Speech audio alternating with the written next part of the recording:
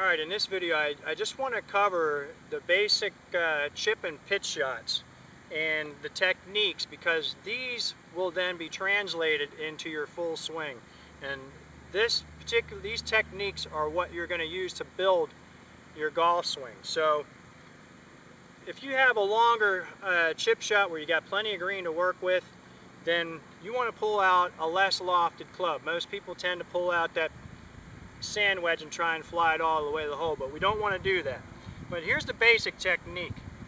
The whole key with this shot, and with just about every other shot in your bag, is we want to hit the ball with a descending blow where the hands are leading the club head.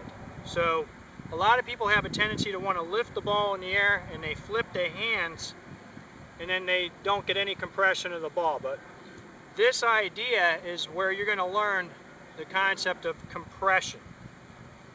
Descending blow, because we want to hit ball first and then ground second. And that's key with any shot out of the fairway as well.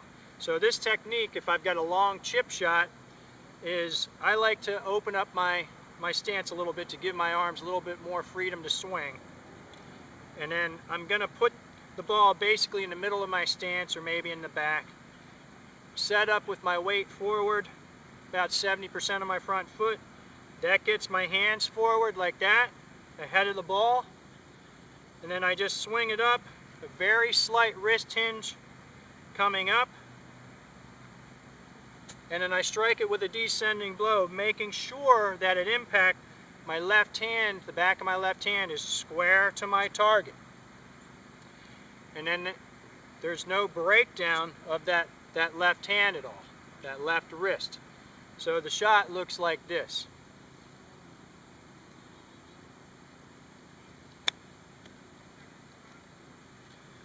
Now, the basic pitch shot is a little bit different, but it's kind of like a mini full swing. So it looks like this. The setup is going to probably have the ball a little bit more forward in my stance. I'm going to use a sand wedge in this case. I've got a long way to go to the hole, so I need to land it on the green quite a ways. And then I'm just turning the shoulders. The hips don't turn a whole lot. The wrists are going to hinge up like this, almost like you're casting a fishing line. So you want to get that idea. That's what happens in the backswing. And I really don't need to swing the club up a whole lot. A lot of players have a tendency to swing the club way up like this and then they decelerate on the way down. But you just want to let the club do the work for you. So again, I open up my stance, just give my arms more freedom to swing.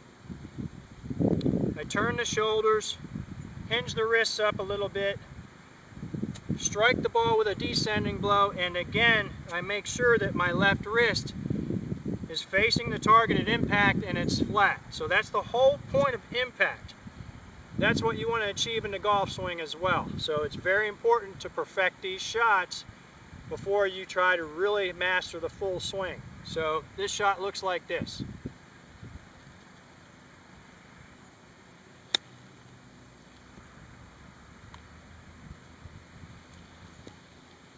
Nice, crisp, clean contact.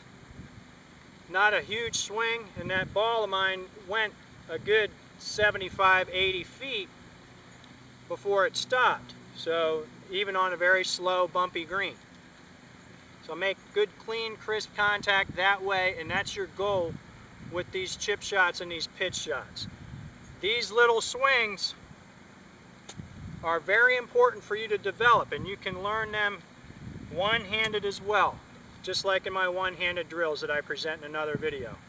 So master these shots and then you'll be on your way to mastering the full swing.